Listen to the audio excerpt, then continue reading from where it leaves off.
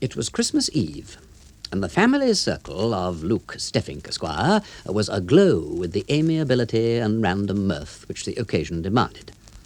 A long and lavish dinner had been partaken of, waits had been round and sung carols, the house party had regaled itself with more carolling on its own account, and there had been romping, which, even in a pulpit reference, could not have been condemned as ragging. In the midst of the general glow, however, there was one black, unkindled cinder. Bertie Steffink, a nephew of the aforementioned Luke, had early in life adopted the profession of ne'er-do-well. His father had been something of the kind before him. At the age of 18, Bertie had commenced that round of visits to our colonial possessions, so seemly and desirable in the case of a prince of the blood, so suggestive of insincerity in a young man of the middle class. He had gone to grow tea in Ceylon, fruit in British Columbia, and to help sheep to grow wool in Australia.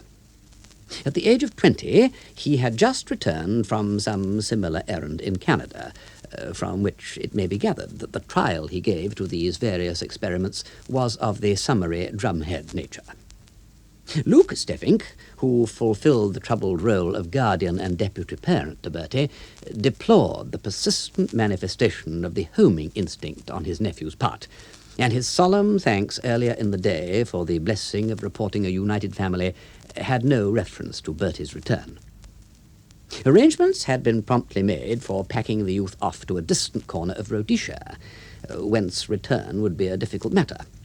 The journey to this uninviting destination was imminent. In fact, a more careful and willing traveller would have already begun to think about his packing. Hence, Bertie was in no mood to share in the festive spirit which displayed itself around him, and resentment smouldered within him at the eager, self-absorbed discussion of social plans for the coming months which he heard on all sides. Beyond depressing his uncle and the family circle generally by singing "Say au revoir and not goodbye," he had taken no part in the evening's conviviality. 11 o'clock had struck some half-hour ago, and the elder Steffinks began to throw out suggestions leading up to that process which they called retiring for the night. "Come, Teddy, it's time you were in your little bed, you know," said Luke Steffink to his 13-year-old son. "That's where we all ought to be," said Mrs. Steffink. "There wouldn't be room," said Bertie. The remark was considered to border on the scandalous. Everybody ate raisins and almonds with the nervous industry of sheep feeding during threatening weather. "In Russia," said Horace Bordenby, who was staying in the house as a Christmas guest, "I've read that the peasants believe that if you go into a cowhouse or stable at midnight on Christmas Eve, you will hear the animals talk. They're supposed to have the gift of speech at that one moment of the year." "Oh, do let's all go down to the cowhouse and listen to what they've got to say," exclaimed Beryl, to whom anything was thrilling and amusing if you did it in a troop. Mrs. Steffink made a laughing protest, but gave a virtual consent by saying, "Well, we must all wrap up well, then." The idea seemed a scatterbrained one to her, and almost heathenish, but it afforded an opportunity for throwing the young people together, and as such she welcomed it. Mr. Horace Bordenby was a young man with quite substantial prospects, and he danced with Beryl at a local subscription ball a sufficient number of times to warrant the authorized inquiry on the part of the neighbours whether there was anything in it. Though Mrs. Steffink would not have put it in so many words, she shared the idea of the Russian peasantry that on this night the beast might speak. The cowhouse stood at the junction of the garden with a small paddock, an isolated survival in a suburban neighbourhood of what had once been a small farm. Luke Steffink was complacently proud of his cowhouse and his 2 cows. He felt that they gave him a stamp of solidity which no number of Wyandottes or Orpingtons could impart. They even seemed to link him in a sort of inconsequent way with those patriarchs who derived importance from their floating capital of flocks and herds, he-asses and she-asses. It had been an anxious and momentous occasion when he'd had to decide definitely between the buyer and the ranch for the naming of his villa residence. A December midnight was hardly the moment he would have chosen for showing his farm buildings to visitors, but since it was a fine night and the young people were anxious for an excuse for a mild frolic, Luke consented to chaperone the expedition. The servants had long since gone to bed, so the house was left in the charge of Bertie, who scornfully declined to stir out on the pretext of listening to bovine conversation. "We must go quietly," said Luke, as he headed the procession of giggling young folk, brought up in the rear by the shawled and hooded figure of Mrs. Steffink. "I've always laid stress on keeping this a quiet and orderly neighbourhood." It was a few minutes to midnight when the party reached the cowhouse and made its way in by the light of Luke's stable lantern. For a moment, everyone stood in silence, almost with a feeling of being in church. "Daisy, the one lying down, is by a shorthorn bull out of a Guernsey cow," announced Luke in a hushed voice, which was in keeping with the foregoing impression.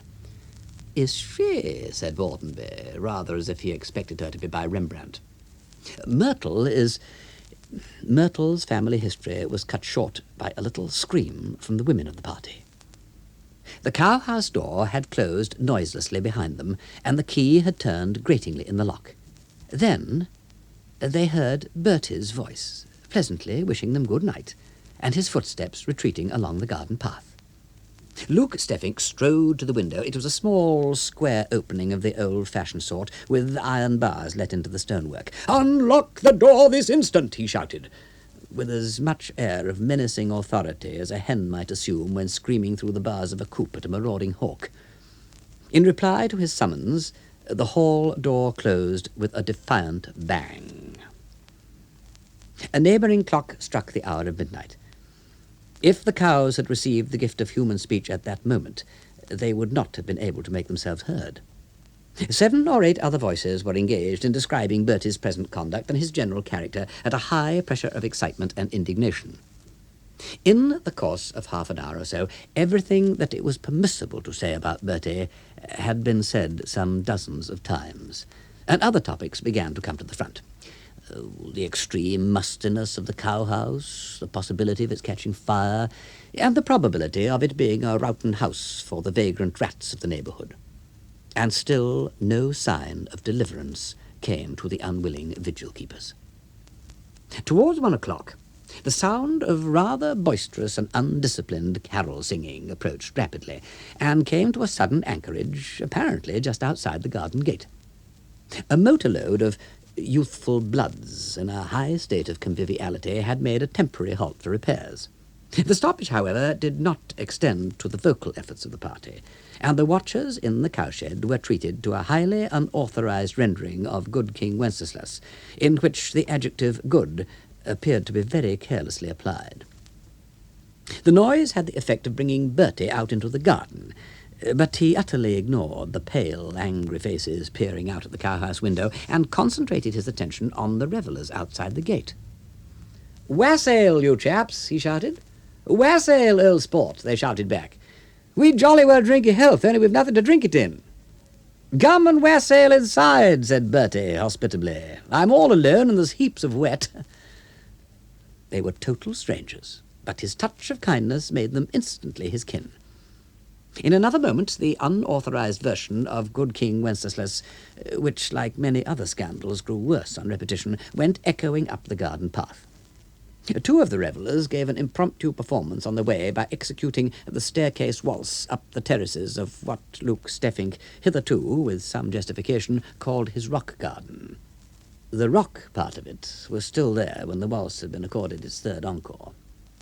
Luke, more than ever like a cooped hen behind the cowhouse bars, was in a position to realize the feelings of concert-goers unable to countermand the call for an encore which they neither desire nor deserve. The hall door closed with a bang on Bertie's guests, and the sound of merriment became faint and muffled to the weary watchers at the other end of the garden. Presently, 2 ominous pops in quick succession made themselves distinctly heard. "They've got at the champagne," explained Mrs. Steffink. "Perhaps it's the sparkling Moselle," said Luke hopefully. 3 or 4 more pops were heard. "The champagne and the sparkling Moselle," said Mrs. Steffink. Luke uncorked an expletive which, like brandy in a temperance household, was only used on rare emergencies. Mr. Horace Bordenby had been making use of similar expressions under his breath for a considerable time past. The experiment of throwing the young people together had been prolonged beyond the point when it was likely to produce any romantic result. Some 40 minutes later, the hall door opened and disgorged a crowd that had thrown off any restraint of shyness that might have influenced its earlier actions. Its vocal efforts in the direction of carol singing were now supplemented by instrumental music. A Christmas tree that had been prepared for the children of the gardener and other household retainers had yielded a rich spoil of tin trumpets, rattles, and drums. The life story of King Wenceslas had been dropped, Luke was thankful to notice, but it was intensely irritating for the chilled prisoners in the cowhouse to be told that it was a hot time in the old town tonight, together with some accurate but entirely superfluous information as to the imminence of Christmas morning. Judging by the protests which began to be shouted from the upper windows of neighbouring houses, the sentiments prevailing in the cowhouse were heartily echoed in other quarters. The revellers found their car, and, what was more remarkable, managed to drive off in it, with a parting fanfare of tin trumpets. The lively beat of a drum disclosed the fact that the master of the revels remained on the scene. "Bertie!" came in an angry, imploring chorus of shouts and screams from the cowhouse window. "Hello!" cried the owner of the name, turning his rather errant steps in the direction of the summons. "Are you people still there? Must have heard everything cows got to say by this time. Oh, heavens knows waiting. After all, it's a Russian legend, and Russian Christmas Eve not due for another fortnight. I'd better come out." After one or two ineffectual attempts, he managed to pitch the key of the cowhouse door in through the window. Then, lifting his voice in the strains of "I'm afraid to go home in the dark," with a lusty drum accompaniment, he led the way back to the house. The hurried procession of the released that followed in his steps came in for a good deal of the adverse comment that his exuberant display had evoked. It was the happiest Christmas Eve he had ever spent. To quote his own words, he had a rotten Christmas.